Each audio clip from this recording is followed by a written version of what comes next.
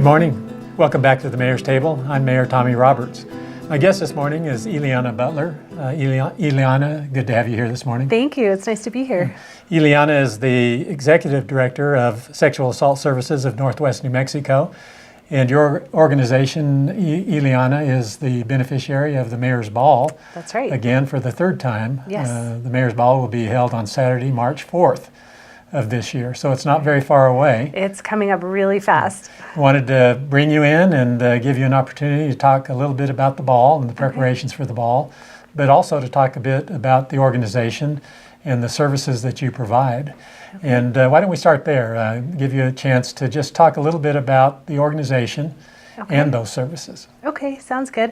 Well, I don't know if everyone's heard of our agency. We are 14 years old this year, and we started in 2004. We're basically the Rape Crisis Center for Northwest New Mexico, and we serve all of San Juan County, Rio Arriba County in the Dulce area toward us, and all of McKinley County. So we really cover a wide coverage space of Northwest New Mexico, and the services we provide range from acute crisis services all the way to prevention. So most commonly people know us for the SANE program. It stands for Sexual Assault Nurse Examiners, and that's the medical forensic exam that are done for individuals who've experienced a sexual assault or sexual abuse within a very short time frame after that has occurred. And we provide a rape crisis advocate along with our nurse that is with the survivor at the time of the exam, which is really crucial to have as much support as possible during that really tragic and hard time in somebody's life. From there, we provide counseling services, and people don't have to have received a SANE exam to receive our other services. They can come in anytime for whatever it is that their needs are, but we provide counseling, therapy, advocacy services, help with police reports, working with the DA's office, or whatever that judicial system looks like, because it can be really complicated. And then on the prevention side, we do a lot of work in the community, particularly in schools, with safe dates programming for teenagers, but we also do a lot of other types of prevention work in the area. Well, you provide a very much needed service in the Four Corners area, and over the last 5 or 6 years, I've had an opportunity to attend some of the functions that you hold, the Candlelight Vigil, an annual event held in the downtown area. Yes, and Take Back the Night. Take Back the Night. I've heard some very compelling stories of the victims of domestic abuse, sexual abuse, and even more compelling are the stories told by survivors of victims, and very, very heart-rending stories about coping with huge loss. And so I very much appreciate all that you do and that your staff does in our community. It's, again, a very much needed service, and it's one that you do a very good job at providing. Takes a lot of money to provide those services, though, doesn't it? It's true. And so that's why we're here. We're giving you the opportunity to talk a little bit about the Mayor's Ball and what the Mayor's Ball can do for your organization in terms of funding some of its programs and projects. This is the third year that you will have organized and received the benefits of the Mayor's Ball. Right. And it'll be the last year as the beneficiaries are selected for 3 years at a time. Right. And then the mayors in San Juan County choose a new beneficiary to receive those benefits for a 3-year period. But talk a little bit about how receiving the benefits of the Mayor's Ball has helped your organization. Okay, well, it's sort of been multi-layered in terms of the benefit. One that we noticed the first year, so 3 years ago, was that even though at that point we'd been here 12 years or so, not a lot of people still knew about us unless they knew somebody who needed to access our services. So just by having that kind of exposure to such a large group of people, we have heard so much good feedback about, wow, we had no idea you existed. We had no idea the amount of need that there is here in San Juan County and this whole part of the state. That in and of itself has been kind of a game changer, because now more and more people know who we are and what we do and how crucial it is. I can't tell you how many times when I tell somebody how many people we serve for SANE exams in a year, they go, really? That many? And it's a shock for them. So that in and of itself has been a good thing.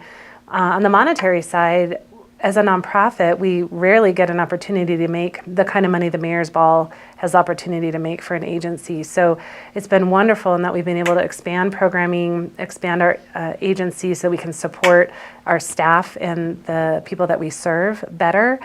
And on the flip side, now we are in our third year, and now we have to figure out how to continue that funding stream in a different way. Right. But it's really helped us administratively and my board take a look at how we're growing and really grow strategically with the unrestricted money that it's offered us. It's been really incredible.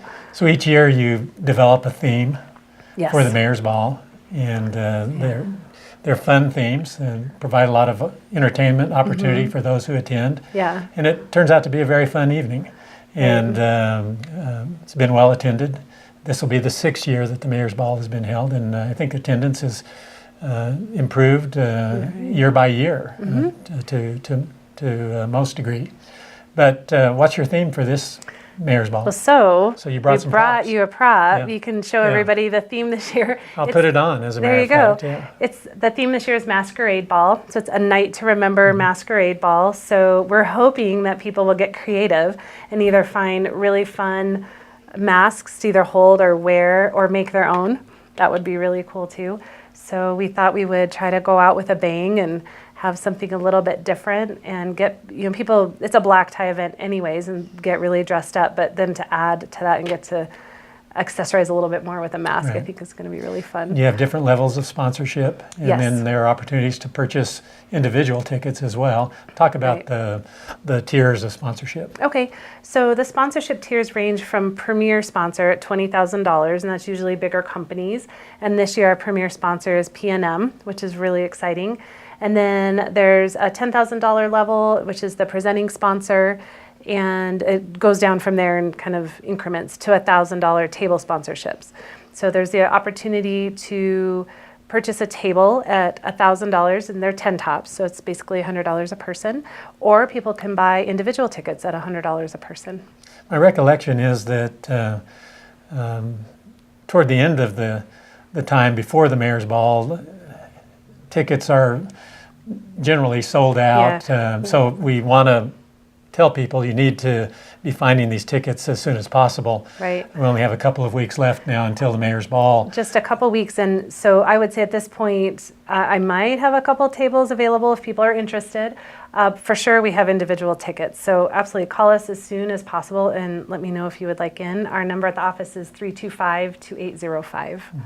And food's a very important part of this evening. So what are you doing about food this year? So our caterer this year is Cafe Venture Catering, and we're excited about that. They're a new caterer to the ball. And so I don't know if I can go through all of this, but it starts with appetizers during the cocktail hour, and they go around and have various appetizers for people to try.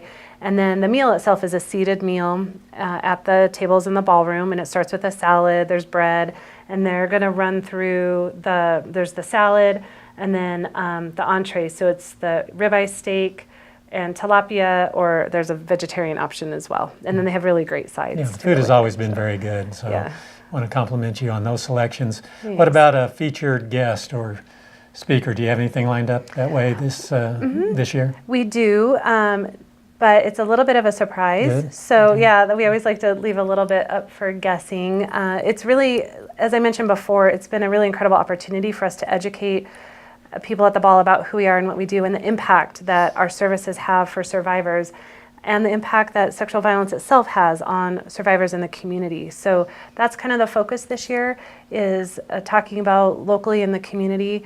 I invite people to come and learn a little bit more, and then come have a really good time and support the work that we do. We do want to encourage people to attend the Mayor's Ball. If you've attended, you will know that it's a worthwhile experience and you're benefiting a very worthwhile organization. If you haven't attended one, I think you would find that you would enjoy it very much. The food, dancing, there is dancing, isn't there? Absolutely. There's dancing, there's opportunity to win a grand prize. So there's ways to purchase entries and to win various prizes at different levels, but the entries into the grand prize are $100, and it's a trip of your choice. So you get credit basically at a travel agency in town and get to kind of do whatever you want with that. Well, Yeah. more than anything else, we just want to promote the organization and the great work that the organization does. Nice. And that leads in, I think, to letting people who are viewing this segment of the Mayor's Table know who the beneficiary will be beginning next year. And do you want to make that statement? Or Are we going to announce it now or wait till the ball? Well, I guess we better wait till the ball. I think we better wait. Yeah, another surprise.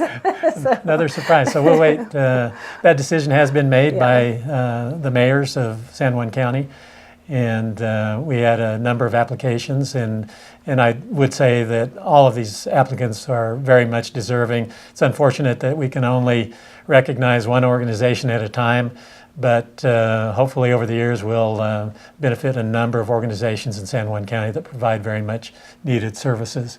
So Eleana, that I think will conclude our segment, but do you want to offer any other statement before we close it out? Well, I'd just really like to encourage people to call and try to come to the ball if you can. And if you can't, our doors are always open also. We are happy to have people come down to the agency, see who we are, learn more about what we do. There's a lot of other volunteer opportunities with us. So if it's something that strikes a chord for you or someone you know, it's really a good place to come work or volunteer. And I just wanted to tell you and the other mayors that we've just been really honored to be the beneficiary of the ball. And though it's a lot of work, we will absolutely miss the engagement that we've had with it. Well, it's been a mutual pleasure. I think that's what we found from the mayor's perspective, is that we've actually expanded our outreach in a way that's helpful to the community, and we can be a player in that regard. Yeah.